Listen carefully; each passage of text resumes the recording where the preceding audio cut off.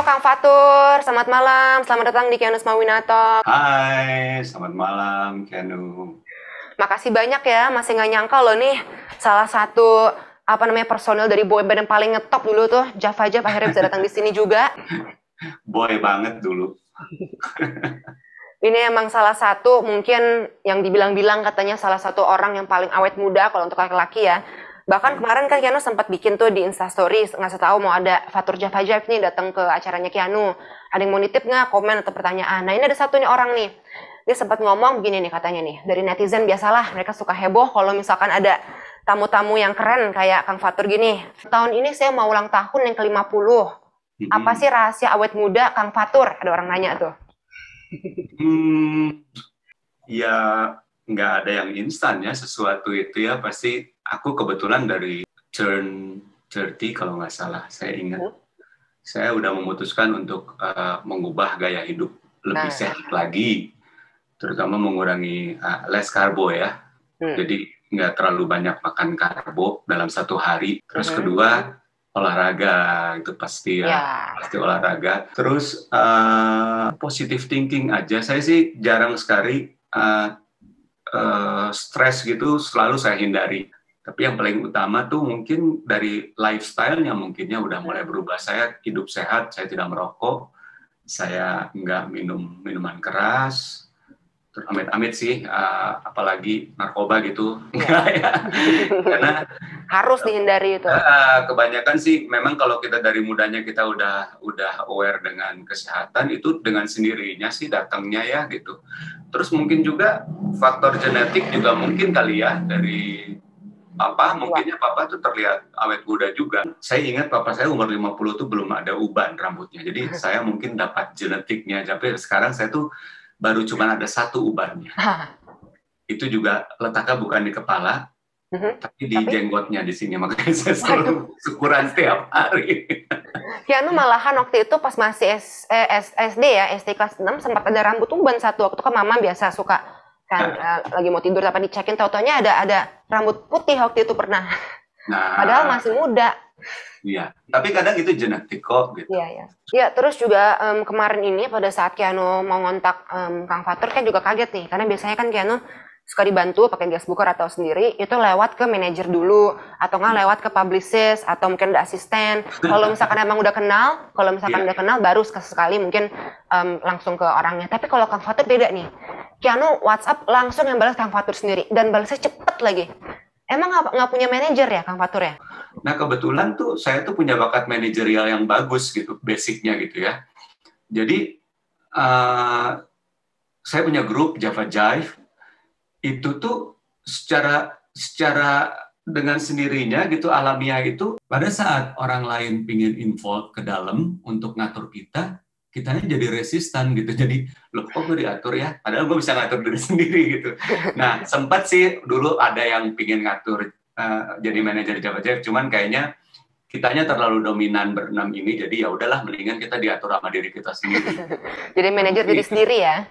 Mungkin itu juga kunci yang membuat kita sedikit menghindari percekcokan di dalam ya, karena makin sedikit orang luar terlibat di dalam grup kita, makin cepat kita menyelesaikan masalah yang ada di dalam, biasanya begitu. Kalau dengar cerita anak-anak yang sekarang tuh agak serem ya saya ya, permintaannya, terus ridersnya, move manajernya, atau mereka berlindung di balik manajer juga, saya juga nggak tahu gitu ya. Tapi kok sampai seperti itu ya. Tapi saya sudah membuktikan dengan mempermudah begini, itu biasanya akan lebih awet hubungan kita dengan klien kita. Iya, waktu kan saya juga pernah nih bikin pensi waktu itu pas di SMP. Kianu kan pernah jadi ketua pentas seni. Kalau bandnya sih bagus, tapi juga ada satu yang penyanyi soloist gitu, nyanyi sendiri ya. Dia permintaannya wah bagus, tinggi banget lah, minta ada cermin ini, alat ini, makan ini, minum ini, bahkan juga minta kamar hotel. Nah ternyata setelah selesai kita baru ketahuan tuh, ternyata dia aja sebenarnya nggak pakai hotelnya, yang pakai hotelnya itu dari si manajernya yang gunain. Nah sementara si penyanyinya itu dia langsung aja santai aja, dan kita padahal juga disediain mobil tapi nggak dipakai, karena bilang oh sebenarnya aku nggak perlu kok. Ternyata itu permintaan si manajernya yang minta ini itu semua. Ya, kadang-kadang tuh memang ada jadi misperception juga ya, jadinya kita udah nyangkanya buruk ke artisnya gitu, padahal mungkin makin banyak orang di dalam, makin banyak attitude yang nggak ketebak juga di dalam itu gitu loh. Mungkin aja dia kalau manajernya yang bagus, pas kebetulan dia nggak aji mumpung, atau mereka sudah profesional banget, tapi kalau yang pas baru banget, pingin eksis juga, pingin dianggap juga, ya akhirnya gitu kan. Hebat banget nih emang band sekelas Java Jive, penyanyi sekelas Fatur bisa memanage semuanya sendiri. Kita tepuk tangan dulu ya semuanya secara virtual ya. Ya. Terus kan juga memang ya hampir semua orang tuh pasti familiar sekali sama lagu-lagu kayak Keliru yang dipopulerkan oleh Ruth Sanaya, sama juga Kulakukan Semua Untukmu yang waktu itu juga pernah membuat Run jadi semakin melambung. Tapi yang milenial mungkin kurang tahu, kalau teman-teman milenial mungkin kan taunya lagu Kulakukan Semua Untukmu yang bawain si Run. Tapi ternyata itu sebenarnya lagunya Kang Fatur kan ya? Di awal 2000-an dulu pas duet. Ya, duet sama Nadila waktu itu. Nggak nyangka juga sih bisa jadi everlasting, bisa disukain lagi sama generasi berikutnya ya gitu. Karena itu buat aku sih, itu penghargaan yang sangat luar biasa sebagai seorang pencipta lagu. Kalau lagu kita itu bisa sampai ke beberapa generasi gitu ya. Waduh, karena waktu pertama kali bikin nggak kepikiran gitu loh. Piano bakal jadi lagu hits atau gimana. Saya tuh bikin sesuai dengan yang mood saya pada saat itu, suasana hati pada saat itu, ya bikin aja gitu, bikin aja. Tapi kalau sampai diapresiasi sampai ke beberapa generasi, ya itu mungkin pemberian dari yang di atas kali ya. Nggak nyangka ya akan jadi lagu yang timeless lah ibaratnya. Tapi waktu itu berapa lama sih bikinnya? Itu kan lagu yang hits banget lah, siapa sih yang nggak tahu? Pasti semuanya pada tahu lagu itu. Berapa lama bikinnya itu? Lama nggak? Ribet nggak sih? Ini tuh lagu yang tercepat yang saya bikin. Tercepat? Kulakukan Semua Untukmu itu. Wow. Dari segi lirik maupun dari notasinya gitu. Karena waktu itu kita tuh punya proyek, waktu itu tahun 2000 saya ingat. Tahun 2000 saya tuh mengalami kejenuhan dengan Java Jive. Karena kita mungkin pastilah dalam satu grup itu kita ada titik jenuhnya setelah tour, setelah segala macam. Aduh mau ngapain lagi nih gitu. Terus ya udah gue pingin break dulu deh. Terus saya bilang sama gitarisnya Java Jive, kita bikin proyek apa dulu lah yang bikin kita refresh gitu. Ya kita bikin konsep lagu-lagunya gitu. Salah satu lagunya itu ada lagu tentang Everything I'll Do It For You gitu ya. Bryan Adams ya? Ya, Everything I Do I'll Do It For You. Ya itu, oh iya. Inspirasi. Iya, kayaknya idenya dari situ gitu. Oke. Kulakukan semua untuk pokoknya untuk kekasihnya itu dia akan melakukan apapun gitu. Udah, saya begitu keluar, saya ingat waktu itu habis mandi deh, terus piano di depan saya, terus pokoknya harus riang gitu. Terus hanya denganmu gitu, hanya denganmu aku berbagi, hanya dirimu paling mengerti. Udah terus akan kulakukan semua untukmu, akan kuberikan seluruh cintaku.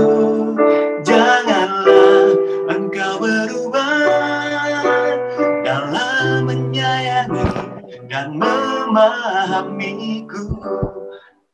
That's it. Jadi sesimpel itu gitu gue dapatnya gitu. Dan ya karena mungkin itu jujur, dari hati, terus progresinya juga gampang.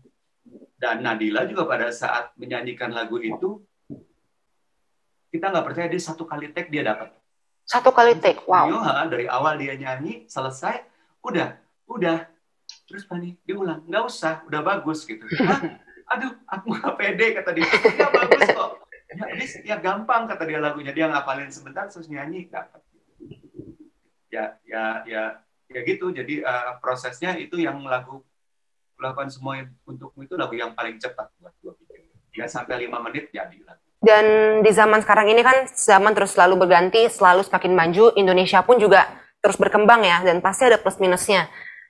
Kalau menurut Kang Fatur, lagu-lagu sekarang ini gimana ya pandangannya? Makin bagus atau mungkin ada yang kurang sukanya mungkin? Kalau yang sekarang itu sih sebenarnya pengulangan lagi ya.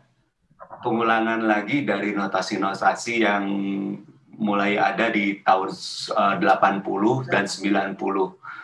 banyak sekali notasi yang baik pop maupun progresifnya, terus yang Indonesia Jazzy-nya juga ada gitu ya. Di tahun 80-90 itu berulang lagi. Cuman di sini anak-anak sekarang kata-katanya lebih lugas biasanya. Itu dari segi notasi ya. Kalau kata-kata tuh lebih yang kekinian, keseharian gitu. Kalau kita dulu mungkin lebih puitis kadang-kadang ya dalam mengungkapkan sesuatu gitu. Mungkin kata-kata yang nggak biasa gitu. Nah cuman sekarang itu jadi lebih banyak, aku nggak sukanya itu seragam semuanya gitu loh. Jadi si A, si B itu kok jadi sama ya lagunya. Kalau dulu kita tuh jauh beda gitu. Java Jive, Kahitna tuh beda banget konsepnya gitu loh. Apalagi dengan Gigi beda banget pada saat itu kita ya. Jadi masing-masing punya genrenya sendiri, Dewa lain lagi sendiri, Java Jive lain lagi sendiri. Itu bisa kelihatan dari lirik-liriknya gitu loh. Cuman ya anak sekarang mungkin karena mungkin notasi itu udah habis diborong di 80-90-an, jadi sekarang itu cuma pengulangan dan soundnya sekarang lebih apa ya, lebih komputer. Bukan saya bilang kekiniannya, lebih elektronik sekarang lebih banyak gitu, lebih komputer. Tapi kalau zaman sekarang itu semuanya gampang. Ini pun juga Keanu dengan iPad kayak gini doang ya, kita bisa ada main piano, kita bisa main gitar, bisa main harpa, dan semuanya in matter of seconds. Dari kita bikin sampai kita publish, entah itu ke YouTube, Instagram, atau lain sebagainya, cepat sekali sekarang. Ataupun juga sekarang ada yang label-label yang independen, jadi orang-orang karya-karya yang kecil-kecil juga bisa ikut dimasukin ke streaming platform ya. Iya. Iya sih, nggak salah juga sih Keanu, itu memang kemajuan zaman ya, kita harus cepat berpacu dengan segala sesuatunya. Jadi anak-anak sekarang lebih instan gitu untuk cepat muncul gitu, karena kalau dia nggak cepat di belakang udah ada yang nunggu nih nyalip. Kalau zaman dulu kan kita dalam waktu 1 tahun itu paling produk cuma 1, 2, 3, jadi lagu-lagunya nempel juga. Terus waktu kita memproses lagu itu juga benar, proses kreatifnya itu juga butuh waktu banget, nggak kayak sekarang gitu semuanya. Tapi menurut saya sih sekarang itu bagus-bagus loh, talentnya luar biasa sekali, apalagi dari segi skill bernyanyi ya. Kadang-kadang saya ngerasa gila nih, gue nggak ada apa-apanya nih skillnya sama anak-anak sekarang. Kalau nyanyi itu lebih ad-libsnya lebih luar biasa, terus akurasi bernyanyi lebih bagus. Cuman ada satu kelemahan mereka, power. Kadang-kadang mereka tuh kurang, kalau power bernyanyi itu kelihatan sekali lemah. Kalau lagi live kadang-kadang jauh sekali powernya dibandingkan dengan rekaman. Dibandingkan waktu mereka bikin di rekaman gitu ya. Tapi ada beberapa juga yang powernya bagus kok. Ada beberapa powernya bagus. Yang saya kagumi banget sih, yang powernya bagus tuh Judika tuh bagus sekali powernya. Terus siapa lagi yang baru lagi tuh Unmesh bagus juga powernya. Tulus oke, powernya gitu. Afgan bagus ya. Tapi kalau beberapa yang lain-lain pas saya ketemu di studio atau lihat, kebetulan satu ini ketemu kok powernya tipis ya. Begitu saya ikut nyanyi kok ketilep ya, atau saya kekencengan nyanyinya gitu. Tapi buat saya sih standar power saya segitu gitu kalau nyanyi gitu. Buat saya sih setiap generasi punya ininya masing-masing ya, penggemarnya masing-masing, punya stylenya masing-masing. Jadi bukan berarti mereka jelek, mereka bagus juga. Cuman ada plus ada minusnya, sama seperti kita dulu.